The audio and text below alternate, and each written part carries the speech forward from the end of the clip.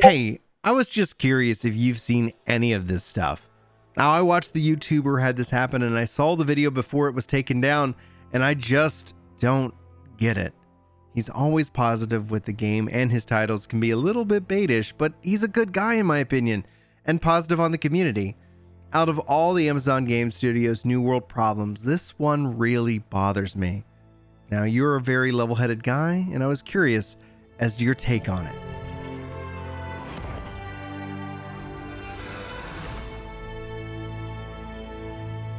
Well, hello everyone. Brian here for Ginger Prime, and we've got a little bit to talk about. This is actually very concerning for many reasons.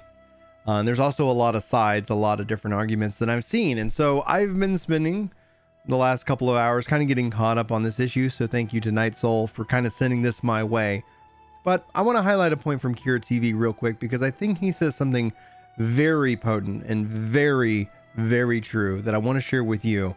And obviously, you should check out his hopeful video. Same thing with Asmon's Gold's video that was sent my way, but those links will be in the description. But I'll let Kira take it from here. Which means YouTube saw Amazon's takedown request and did one of two things. They either agreed that the request had validity and subsequently took down the video, which should scare you, or they saw it was Amazon and decided to not even investigate if it was valid due to the stature of the company filing the request, which again should terrify you. I can't see a third option, but I'd like to if somebody could let me know. Either way, this is a very dangerous precedent to set for multiple reasons. It means any video using New World footage could also be subject to the same treatment, meaning channels such as mine, Asmongold, Just Try Phase, Lazy Peon, Callum Upton, Video Game Databank, etc, etc. The list goes on. Anyone who has ever made a video, whether that be positive or negative in nature, could have their channel instantly deleted if they've made 3 or more videos of New World. And that is a classic example of fair use. That what I just did right now, that would be fair use. And why is fair use important, and why has video game companies refused to legally define it? This issue, we could TLDR it, but honestly, I want to save you guys the time. I'm going to jump into the core issue. If you are curious as to about what is being happening, what has been said, again, links to Asmon and Kira's video in the description. Here is the bigger issue at hand, and here's something I haven't necessarily heard touched on, but maybe again I missed it. It's been a busy couple hours, guys, honestly. So first and foremost, I honestly think this starts way back in the day with Nintendo. I'm very happy to see Nintendo ease up on their rules of content, and I think a lot of that was in part the fact that they kept getting creamed in the Wii U generation. I think if Nintendo had its way, they'd be really still stuck in the 90s before the internet. But I look at all my Nintendo products and I'm just like, I'm part of the problem. I'm part of the problem. All right, now that I pissed off the Nintendo fanboys out there, let's go ahead and continue. The fact is that when we talk about fair use, it hasn't, for me, been defined in terms of gaming and what it means to be gaming. The biggest concern out of this AGS strike, this Amazon game strike on YouTube, on somebody from best I can tell, is very positive on the game. Again, like, this is the internet world, right? Like, things can be faked, things can, not necessarily represent the full story or the full truth. And I think that, as it kind of my level-headed side says, I am waiting for something else, right? Was this done by another team? Who knows, right? There's still a lot of unknowns, but let's not worry about the unknowns and let's actually talk about the crux of the issue, and that's video game content creation as it relates to intellectual property and as it relates to video games. For the longest time, like, you look at Microsoft, you look at Sony, like, these companies recognize the value in players talking about their games and making videos about their games. And so they have allowed it. There have been situations we've seen over the last couple of years where certain creators, PewDiePie being one of them specifically, has done things and also been targeted by things in ways of trying to leverage that power and trying to take that power back. There's a real reason I think the courts don't want these kind of cases, or excuse me, not the courts, but like Microsoft and Sony and them don't want this necessarily go to courts, because they don't want it fully defined. And we've seen this, and if you guys have been following like any of my content before, I've commented on this in the past, like the example of that former Stadia developer saying that these big streamers should license their games from these companies as a form of just, I guess, control, but obviously not really looking at the big picture of what Google is trying to build with more streaming and and products. So at its core, I think there's a problem of where the left hand and the right hand don't know what each other are doing, because there's a form of the idea of the old media and the new media kind of coming, into play. And what I mean by that, especially how it relates to Amazon, is them owning Twitch seems very weird. This is very suspect. This is very, and should be very concerning, that this happened. I think obviously the weight of Amazon and the appeal basically has Google say, well, yeah, obviously they're going to, hit them with a strike. And I hope that, and I believe hopefully I pronounced it right. Like, excuse me, the video game data bank. That's the content creator who had the strike. I'll include his link to his channel in the description of this one if you want to go check him out as well. No, that the fact they have Twitch and the fact that then they're going to do something like this feels like a clawing back of power. And it feels like again, like left and right hand. Like, I don't know if this was done by Amazon Game Studio. Like, hey, Amazon Game Studios, like, here's this video, we should strike it down, or what the policies there in line. And none of that really is important to the course of what I'm about to say. Is that I think that there's been a reason why we haven't seen this go to court, because one of the things people have said, like, oh, just sue Nintendo. Like, that's a lot to have happen to any YouTuber, let alone like a small, YouTuber. The only person I think that could really have such weight would be somebody who's in the upper echelon of it, like an Asmongold in that regards, to have him with his financial backing to weather that battle, take it to court.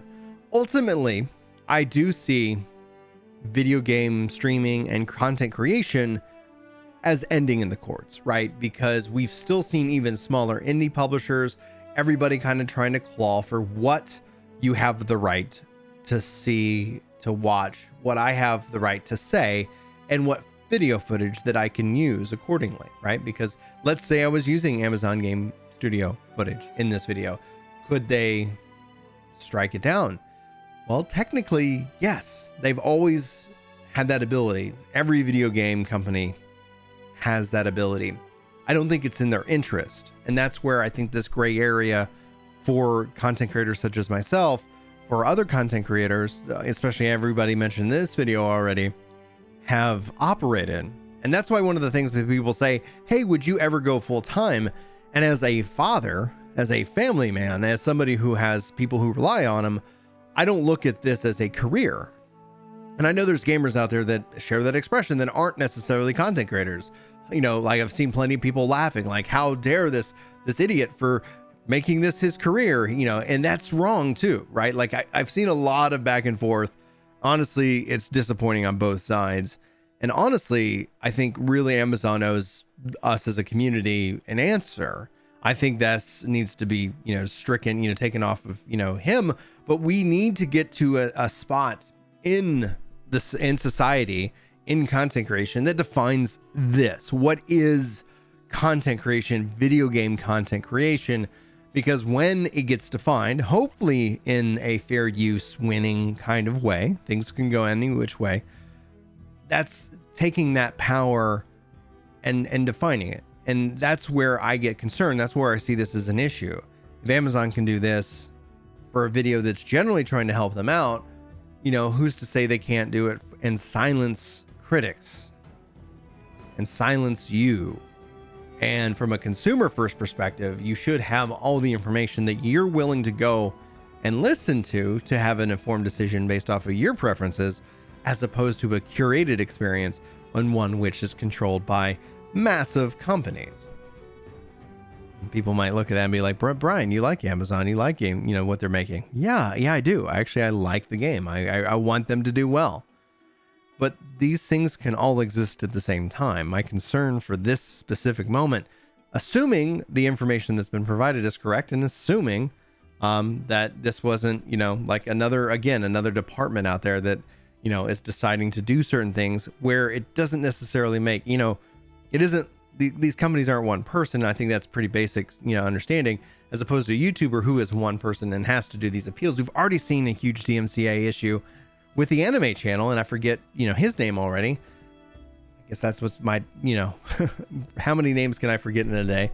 Welcome to Ginger Prime. I almost forgot my own name. Why not? Why not be at it? So, I think that as a community, the best way that you can help is actually, support the Video Game Data Bank. Yeah, that's good. I got the name right. Boom. I think by watching his videos, subscribing to his channel, I think that is a really good step in the right direction. I think that helps.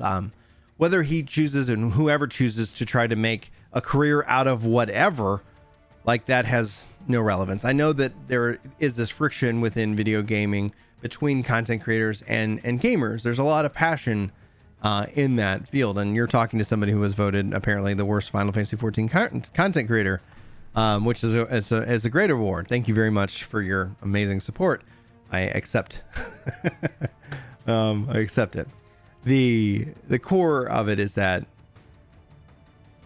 whether you think this was a good call or not, ultimately, I think content creation and gaming needs to end up in the courts. And I hope that it goes our way, because I think this is a good medium for gaming and for gaming communication.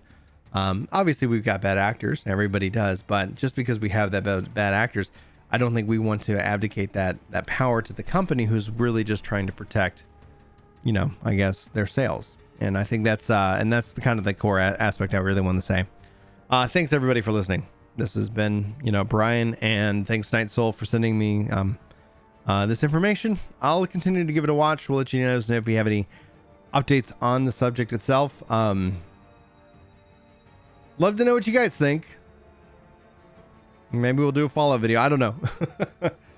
Whew, this is weird. This is a weird one. All right, guys. That's all I had to say. Hopefully you enjoyed. Take it easy. I just want to say I'm really glad you're feeling better, and I love the videos. Well, I love you too. Michelle? Shoot for the moon, and so even if you fail, you'll reach the stars. Go for the 100K subscribers. Yeah.